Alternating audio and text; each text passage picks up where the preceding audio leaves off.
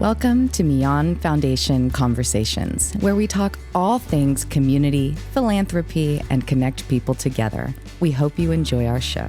Welcome back to Millan Foundation Conversations. We're so excited to have Ralph and Mary Phil-𝗪𝗪 with us today, and they're going to talk to us about Emmanuel Haiti and some of the amazing things they're doing down in Haiti, and really in our community too, because y'all are tying people to such an amazing opportunity to serve others. But to get started, I would really just love an introduction. Tell us a little bit about yourselves. Maybe Ralph, you'll kick us off, and we'll go to Mary Phil. I'm 65 years old now. I grew up in Columbus, Georgia, and 7 or 8 generations of my family in that one town, and but wound up going to Vanderbilt, where I met Mary Phil, and graduated, and then went to the University of Georgia School of Law.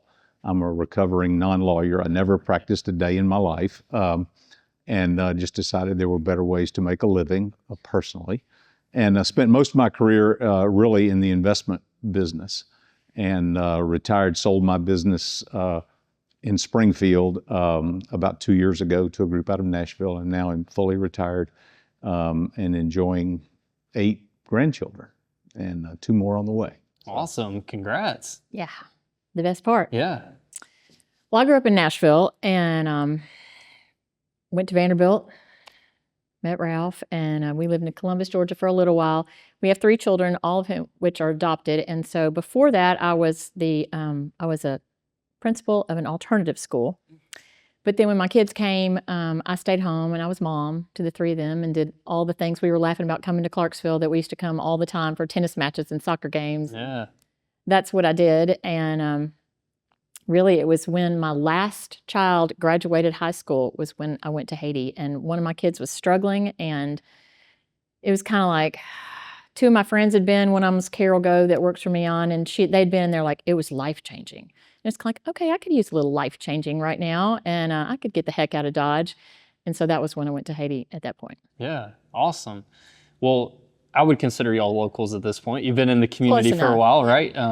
And I think, you know, you started opening up that story about Haiti and what that means. And y'all have a life story of experiences and impact that probably got you to that place. But let's talk about Haiti, and let's talk about maybe that first time you went there.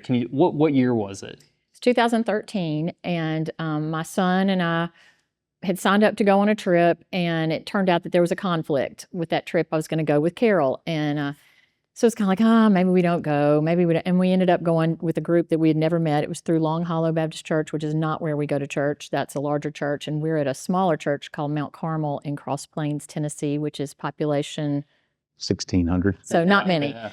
And so we went on that trip, and like I said, 2 of my friends had said it was just life-changing. And so I got down there, and about 3 or 4 days into it, what I didn't know at the time is that it was a heat wave.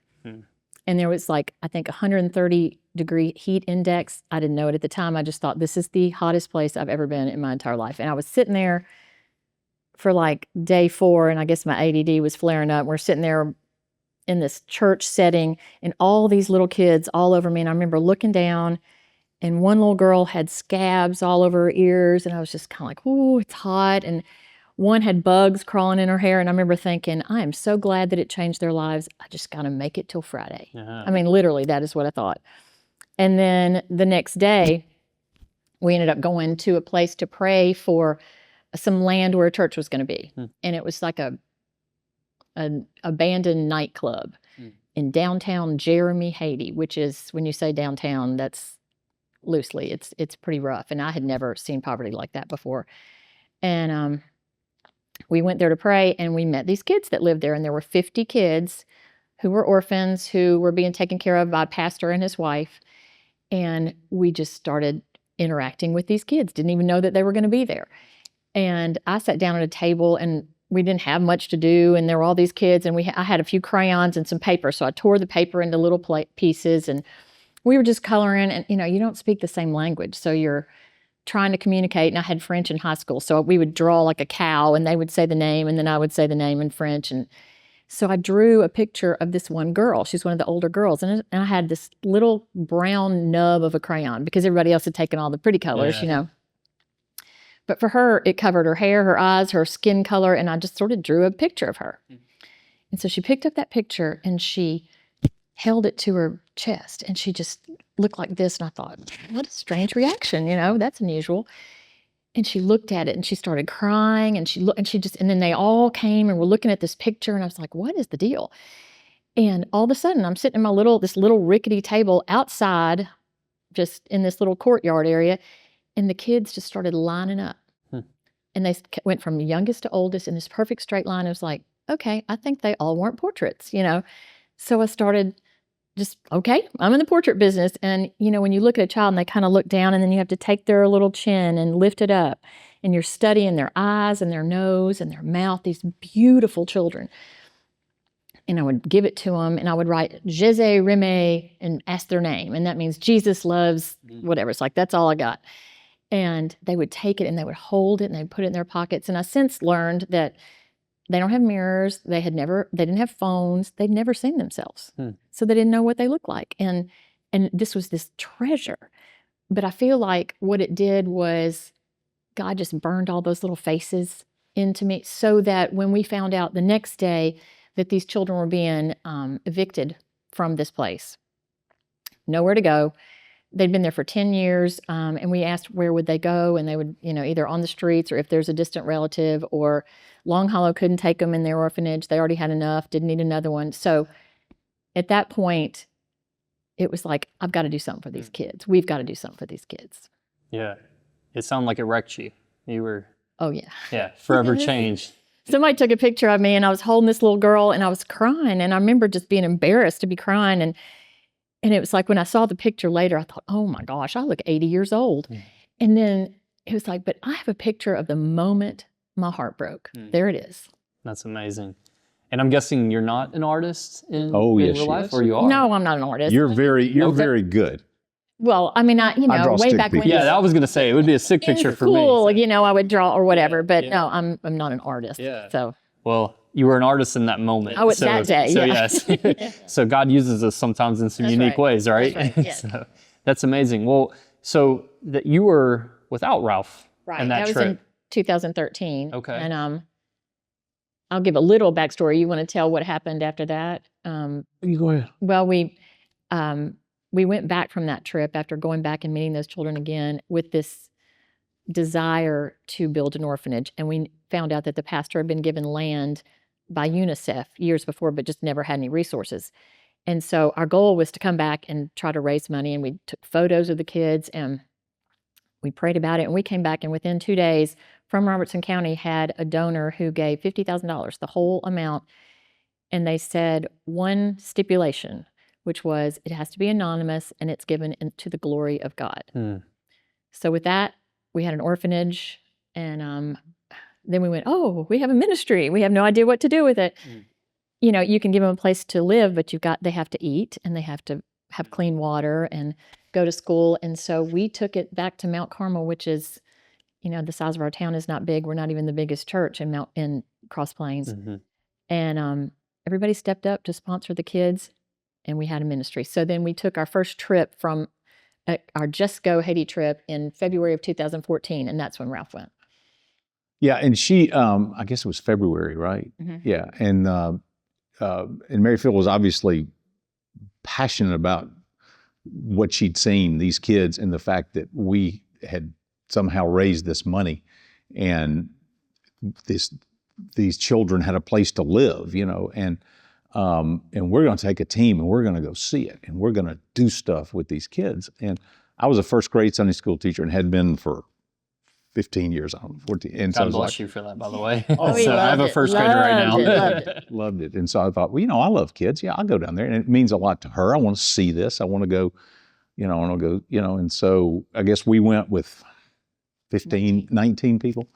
And, and then you it's so foreign, and then she says it's hot, even in February, and we go, and then you drive around, you're on the bus and you're going through all the hills in this town, and you get on the outskirts of town, and you see this, they called it a boulangerie, which is like a market that's been abandoned. I mean, lots of abandoned buildings in Haiti, and it says Mont Carmel. And we said to the translator said, what does that mean? He said, it means Mount Carmel, and which is in Israel, an actual Elijah. And well, that's the name of our church. And we turned right by Mount Carmel to, go to the new orphanage. And it was like, boom. And here it is. And you got all these kids, and they're just like, we get off the bus and you're just swarmed, and 2 or 3 of them pick you. And, and they're just glommed onto us. And, you sit down, they're in your lap. You stand up, they want to hold your hand. They want to walk wherever you go. And we go back the next day. Same, little Ines, Francis, whatever, they're there. Same kid. And it's like, you look out the bus and they're like, yeah. So, that was a,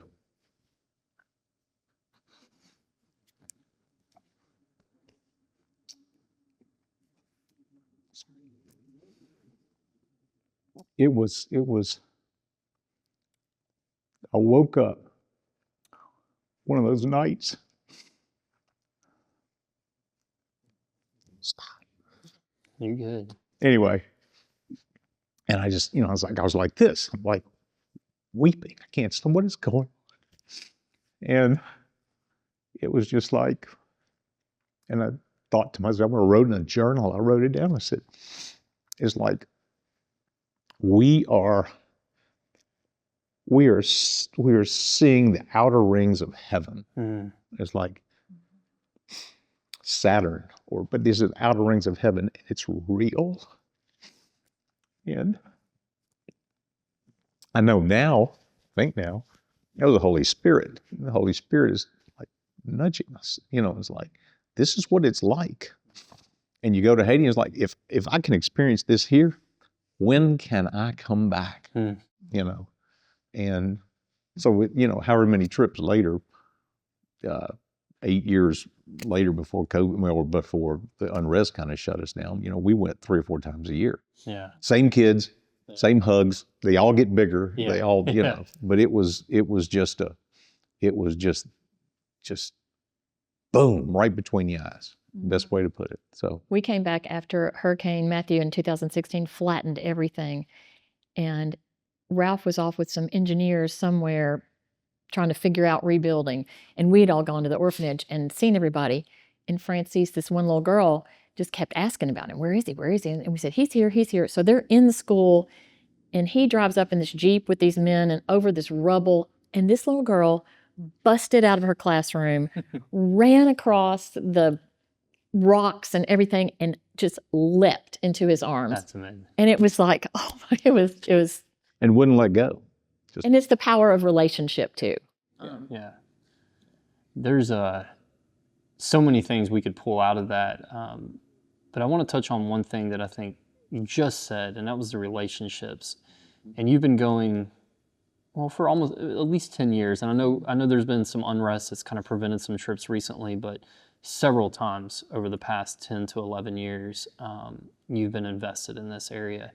And talk to me what that means, because I think a lot of people get this opportunity to go once. Mm-hmm. Y'all have stood up and said, we're here and we're coming back.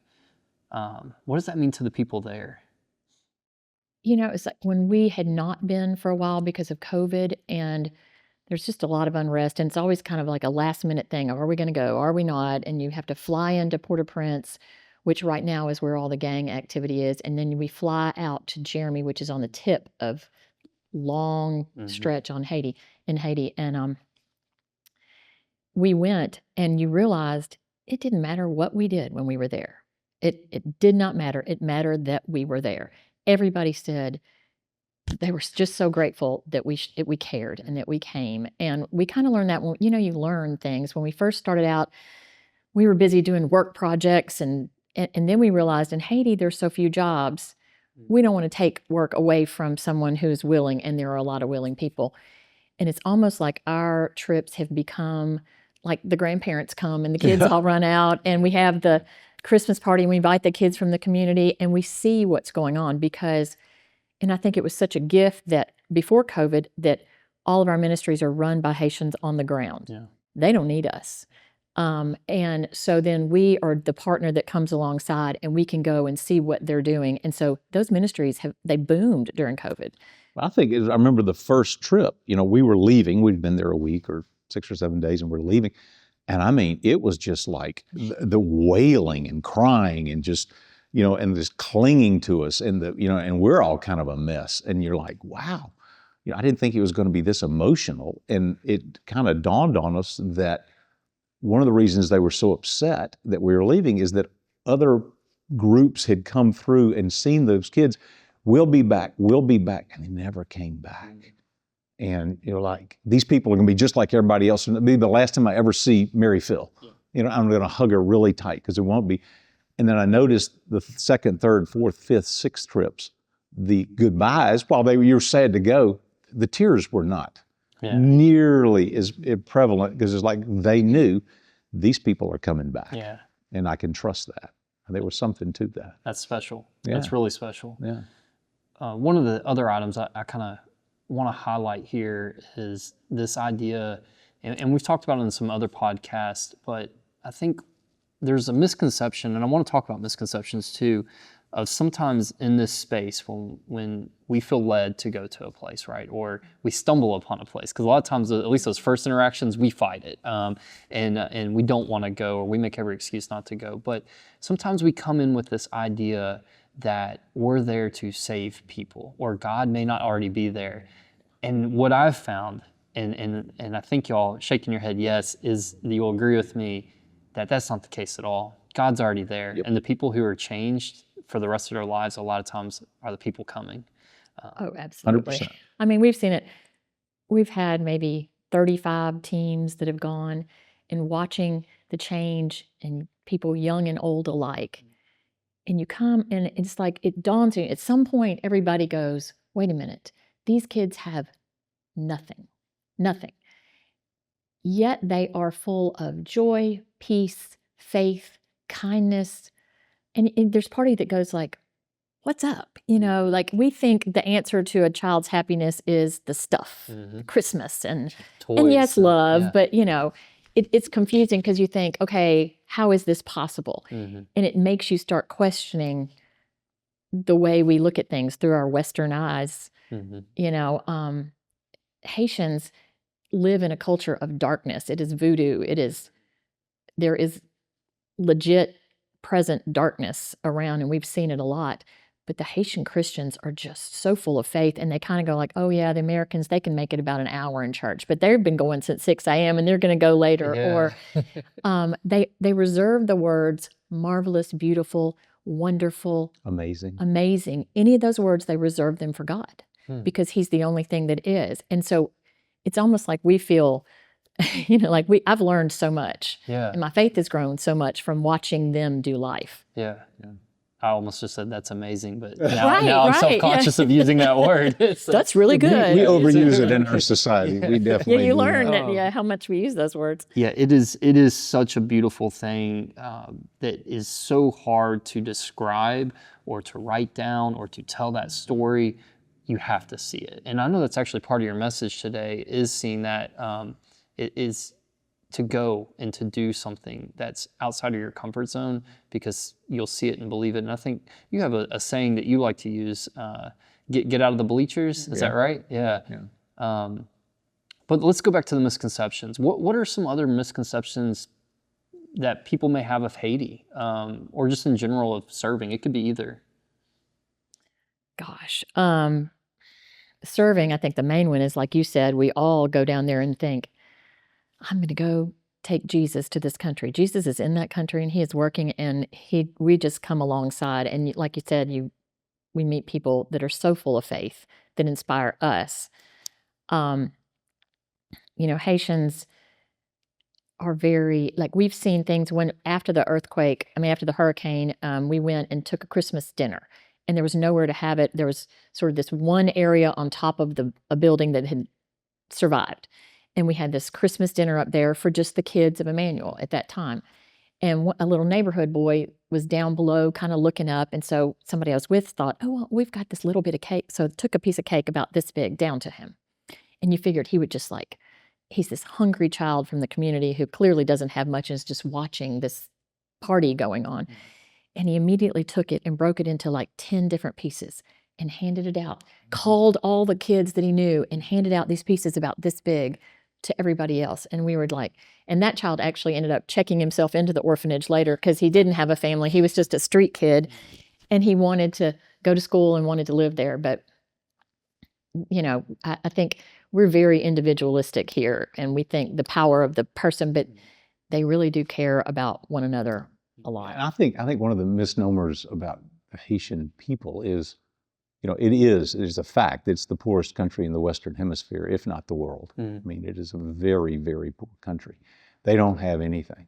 And that they're just looking for people to give them things. They're just looking for handouts and greedy, grabbing, clutching kind of, and it couldn't be any further from the truth, you know. And it's like, we don't want to hand out, we want to hand up. You give me a shot, you give me a chance, I will make something. And, you know, and that's all they really, really want. And they're the hardest working.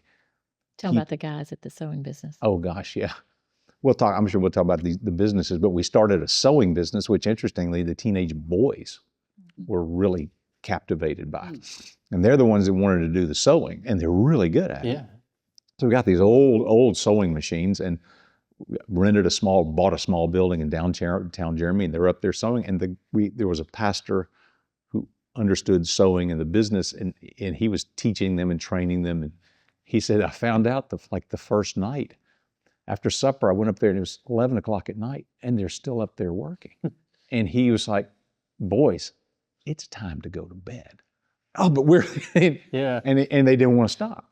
You know, and they've never been given an opportunity to work, and they could see the finished product of their own hands and turn around and sell it and actually make money. Which it's the work ethic that you just kind of just drop a coin in the slot and watch them go. Well, it's actually a perfect segue to talk a little bit about the opportunities that Emmanuel Haiti has created, and I'm sure there's other things that have kind of branched off from your initial kind of calling to, hey, I'm going to do this. And so tell us about that, because you mentioned the businesses, and I know a few of them, but tell me what started it, and then where did y'all go? Maybe that's a great place to start with. We want to go from orphanage all the way through. We started with orphanage, and we really thought, okay, we need to only focus on these 50 children. The vision was our vision was take care of these 50 children and nothing else. And these other needs kept arising and opportunities. And each time, I mean, that's the common thread is me or someone going, that's too much. I don't know if we can do that. We want to be good stewards. We don't want to bite off more than we can chew. We don't want to stretch ourselves thin. And God just continued to provide. And so we started a school, and there are now over 600 kids in that school. It's this huge, beautiful building, and it brings light and education and so much to that community. Food, right. I'll tell a story about that in a second, but we have a medical clinic in an area that had never had medical care at all. And we bring in medical teams, and people, flock because that's the only time they get medical care. Well, our goal was for them to have it 365 days a year. But the odd thing was, at first it was hard because generations have gone to witch doctors and they didn't even understand what it was. So that's been an education process as well as a medical. But we built a church, and interestingly enough, that was in 2014, and that donor gave the $70,000 for the church with different donors, same stipulation, anonymous, just give God the glory. And to me, I think that's part of the reason that it has grown as much as it has, because nobody's putting their name on anything, really. It is just... But we built transition homes for the boys and girls aging out, something we didn't even know happened. Hadn't even really thought about it, but UNICEF says that kids that age out of an orphanage, within 3 years, 70% are dead or on the streets because they don't know how to live. And so these transition homes prepare them for life. And like the sewing business, and we have a bakery that Ralph can tell about, but it's preparing these young men and women for life on their own. And the first 6 that have been at the bakery for 7 years and have done so well are aging out and getting an apartment themselves now. So they're our first success story for that. Oh, that's awesome. Yeah. We built a widow village, which really has just, it's beautiful. And the cool thing about that was we thought it was for widows. And another orphanage nearby was in the process of closing. And so we brought in those girls from that orphanage, and the widows adopted them. So they have a forever family. That's been a cool thing. One of the things that Millan supports or encourages their people to look at is a $650 loan for a widow. And what that does, it gives her her own business. It gets her started. She pays it all back. And what we have learned, we've done a lot of widow loans, they all pay them back 100%. And they have these little ledgers where they pay back each month. And you'll see one that didn't pay back, and you look at it and they go, she was sick, but she's going to pay double next month. And you're just like, and then they give it to somebody else. So it's a really cool thing to give for these widows who are then taking in orphans, and they're no longer orphans. So what else, Ralph? And it's, like I said, we started out with just these two little orphanage buildings, cinder block buildings. This is good. And as Phil said, it grew and grew and grew and grew. And now it's a walled 2-acre compound with all of those, the church, the school, the medical clinic, the orphanage, everything inside this compound, a big vegetable garden. And the transition homes are outside the walls, and the homes and for widows in the neighborhood. But we said, there are kids aging out. There are kids, there are no jobs. Go get a job at McDonald's. Well, there's no such thing in Haiti. Go get it at a convenience store. Well, there was one at the end of the road. It's closed. So let's see if we can create some businesses, not with the idea of making money, the idea of let's just break even. And if we make some money, we'll take the capital and we'll invest it in a new business. And so I worked with Carol, interestingly, and we named it Jeremy 2911. Jeremy is the town where it is, but Jeremy is Creole for Jeremiah. In 2911 in Jeremiah says, I know the plans I have for you, the plans to prosper you for you to have a hope and a future. And we said, it's perfect. It's a hope and a future. And so let's create businesses. And I don't know anything about business in Haiti. I know something about business in America, have some experience doing that. And so, we started, we bought a building, put a bakery downstairs in downtown Jeremy. We put the sewing business upstairs with a dormitory where the boys could live. We started a goat breeding business, cows, chickens. We bought motos, which are motorcycles basically. And certain of the boys could buy the motorcycles from us and start taxi businesses that nobody has cars. I can transport you on my moto. I can carry goods. You'd be amazed what you can fit on top of a moto if you've probably seen it in other countries. And so, we just start these businesses, and this is an opportunity for these young men and women to have a job. Some of them did not work. I mean, it's Haiti. Nothing is easy in Haiti. But hey, businesses in America fail too.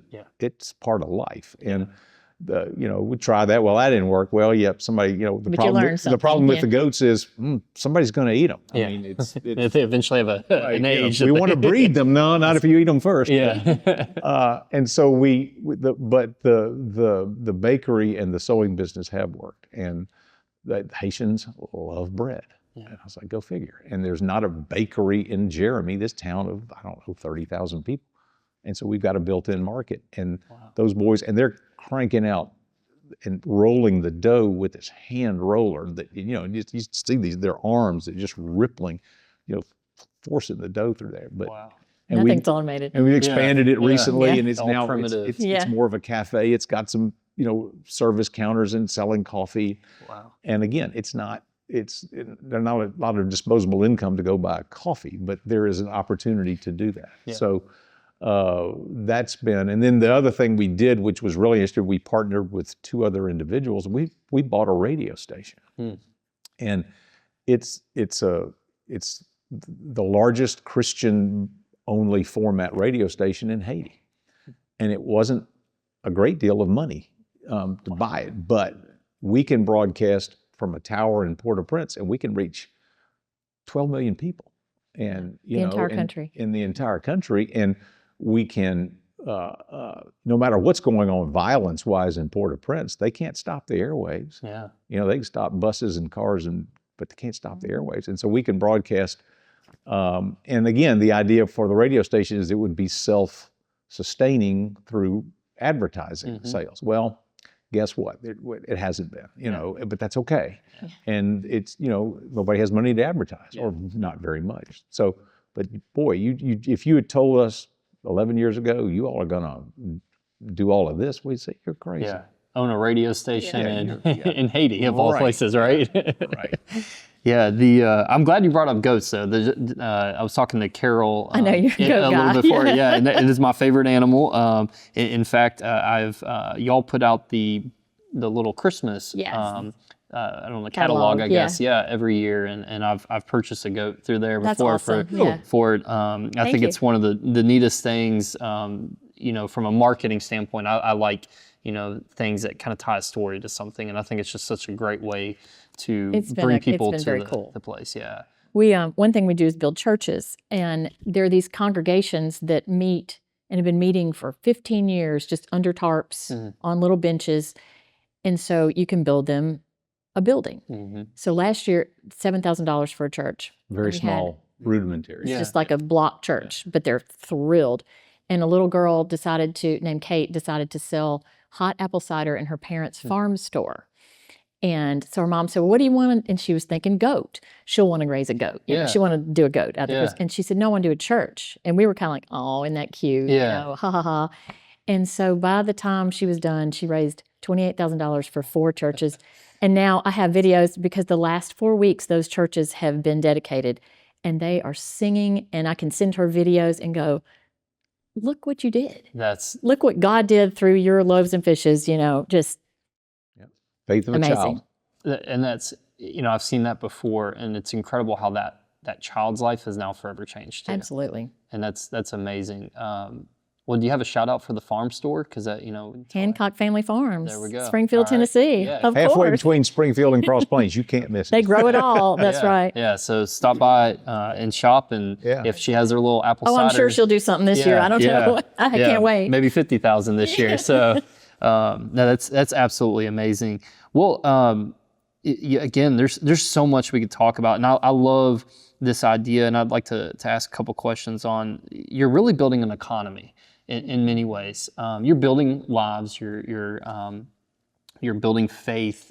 You're reaffirming faith and hope. Right. That's kind of, you know, where it started, but in many ways you've created jobs. You've created an economy. And talk to me just a little bit. What does that look like today in the midst of a turmoil that they have going on now? I know the need is still great, don't get me wrong, but are you seeing some of the fruit finally come about that it's like, okay, there's movement here, there's positive movement? Oh, for sure. Like I said, everything is still going in spite of that. Where Jeremy is away from all of that, the unrest and the gangs. But what has happened is the refugees, people have left that country, have left that city, Port-au-Prince. And I mean, how many have left? 500,000 500,000 people. Displaced. Wow. And so they're coming into this area. All over so the then island. these programs that we have, like the community kids that we send scholarships, and that's one of the things that Millan shares with their donors, is we found out these families come and they want to give their child to the orphanage because they cannot feed them, literally. And when we first started doing the scholarship program, it's $250 per child for a year of school, and that gets them a uniform, a backpack, shoes, books, tuition. And so the first time we went down there to meet those kids, I think we had 20 the first year we did it.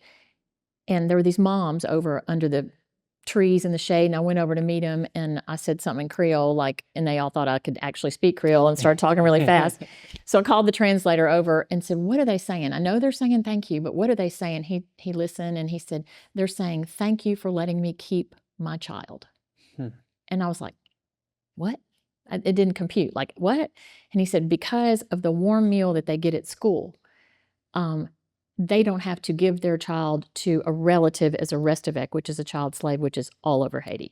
They don't have to take their child to an orphanage. They can keep their family together. It's orphan prevention. And so for that $250, so that program has exploded because of the refugees, because of the unrest. And because we had it in place, we can now say, no, you don't have to give your child, do this. We'll help you find a place to live. We build houses. We built a lot of houses for refugees.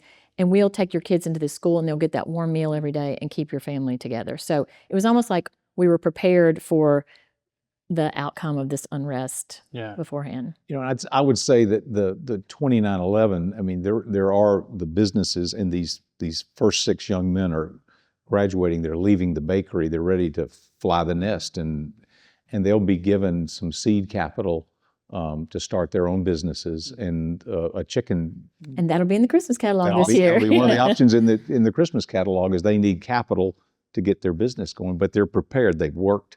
They have a great work ethic. They understand you've got to sell a product for more than it costs you to make it. Yeah. You know, the basics and the work ethic, and you. But also, one of the things we did was we said, you know, there are a handful of kids every year who are truly bright. They're gifted, and we said, you know, they can prosper in a higher education setting. Yeah. And we've now got, is it six who are in medical school in Cuba. Mm-hmm. And it's not an easy thing to get into, and Cuba has excellent medical schools. Mm-hmm. And so we have sponsors, one of which is Millan, and it's a 7-year commitment but the idea is, again, with the transition home kids who go through these businesses, you're now an entrepreneur in your town in Haiti. Okay, you hopefully are going to create jobs, as you say, the ripple effect. But those kids that are in that medical school, the idea is that they will return to Haiti and that they will provide medical care for their fellow countrymen. Yeah. They are trained doctors to come back. So again, it's going to take a few more years for those seeds to germinate, for them to graduate, but that is the hope. Is that, again, we help create those things that make Haiti a better place. What a beautiful, I think, it's a story that I want to say is coming full circle, but I don't think it stops. Right. And so it's continuing, and we're kind of towards the end here, and I do want to ask you about some of the challenges you face, but I also, more importantly, want to ask how people can get involved. And I mentioned to you before we started this, one of the biggest things that this foundation is really promoting is people getting involved, and getting out of the bleachers and doing something. And we're all passionate about different things. We all have different levels of abilities and means to give or to serve. Some of us may have physical restrictions, but the act of serving is so important. Even from a biblical standpoint, it's so important. But how can we help Emmanuel Haiti? How can others that are listening help Emmanuel Haiti? We really already have, just by sharing our story, just like you do with the other nonprofits, sharing our story. And then we've learned we don't generally ask, we just put out the needs, and God takes care of touching people's hearts. And somebody's going to say, I want to send a child, and we have several that are doing that already. I want to send a child to school. I want to change that family. And it gives them that opportunity, and we in turn send a photo and a name, and so then they can be praying for that child, and that child is praying for them. And we've seen that connection even in people that can't go. Right now, we can't go. I hope that we will be able to starting next year. You know, where, and you've seen on a trip like in Guatemala, anybody can go and figure out, God can use them in any way. We've had so many people that said, I just don't think there's anything I can give. My husband's a doctor, but I don't have anything. Or, you know, there's always something. And, but we just appreciate the sharing our story and, you know, getting the word out. Our Christmas catalog will come out November the 10th. Yeah, how can they get that? How can they get the catalog? It is EmmanuelHaitiMarket.com. Okay, and I'm sure our amazing yes, team I know, here they're will great put it about up that. there for us somewhere. So yeah. That'd be awesome. But, you know, and then we have gifts from $10 to $25,000. So, but we have a lot in the lower end, so a child can pick out something, and that's really cool to watch. That's what we do with our family. Yeah. I have a young family, and our oldest is at that age where they're starting to get that. And so we, last year for Christmas, was like, pick a gift, and that's awesome. One of your gifts, right? Yeah. Like that's one of your gifts you're giving to someone. And I think it's, again, great. Just tying the whole story together and getting people involved. One thing you also mentioned is just physically going to see. I just want to highlight that. I think it's so amazing that even in a time where y'all aren't able to go, you're able to provide this evidence of the work that is being done on site by people through the funds people are giving today. It's not something where it's blind, faith. There is proof of the works being completed. And this idea that 100% of the funds that go to Emmanuel Haiti, there is no administrative costs and fees and all these other things that sometimes are important, and some organizations have that, but y'all have this setup that allows those funds to go straight into Haiti to help people there. So that's yeah, thank you. Thank y'all for your thanks service. For having us. Thanks for having us. It's so amazing. Well, we have a foundation workshop coming up that we are so thankful that you will also be helping with We're us excited. Yeah, so October 24th, we'll have our next 𝗍𝗏 Foundation workshop. You will be, I guess, just not only inspiring, but actually maybe giving some practical tools and tips for other organizations that are trying to do, very similar things. Y'all have an established, I think, process that is working very well in a country that is very difficult to do things in. And we've experienced that a lot in Guatemala, but there's stuff here that we can really help others kind of get involved. So any closing statements, thoughts that y'all would like to give, and we'll wrap up. It's interesting. I think I did say that when we were doing that other presentation about get out of the bleachers, and that's I was reading something this week, and it was the story of the miracle of the fishes and the loaves and the feeding of the 5,000. And the author made the point. He said, Jesus didn't do the miracle when the fish and the loaves were in his hands. He put them in the disciples' hands. And that's when the miracle happened. And the disciples were probably sitting there going, Lord, we're about to look really stupid here. We got a whole lot of people to feed. And he just said, trust me, and he said, and what it is very similar to the thought of get out of the bleachers, which is you get a nudge, I don't care what it is. It's to help someone else. You get a nudge and you go, I don't want to look stupid, or, there's no way I can come up with the resources to do that. It's like he put the resources in your hand and you got to let them go. And if you don't do it, you don't get to see the miracle that's on the other side. That's right. So that's what I would say. Yeah. Faith with action. Absolutely. Yeah. But you got to act. That's right. And we need more people doing that. So thank you all again. I think that's all we have for today. I think we could come back and probably do this again. I think y'all have some amazing stories, so I hope we can get you back on in the future. Thanks. Well, thanks for having us. Yeah, absolutely. Yeah. Visit our website to stay up to date with everything going on at 𝗍𝗏FamilyFoundation.org. Thank you for listening to 𝗍𝗏 Foundation Conversations. And until next time, do the next kind thing.